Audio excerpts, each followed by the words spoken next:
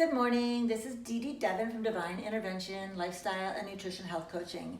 Happy Monday, the start of a new week. I just want to show you an extra little tip that I do that I don't often share on my videos. What I do with my juice. I first juice it, which is really fast and easy, but sometimes it comes out kind of foamy. And even though it's juice, the foam is kind of icky.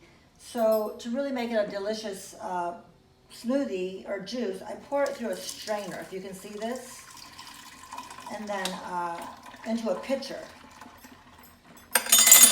And the strainer really makes it smooth and easy to drink and doesn't give you that icky feeling that you're drinking some foamy stuff. So I pour it through my strainer. Then after that, hold on, I'm going to show you what I do. Just kind of get as much of it out as I can.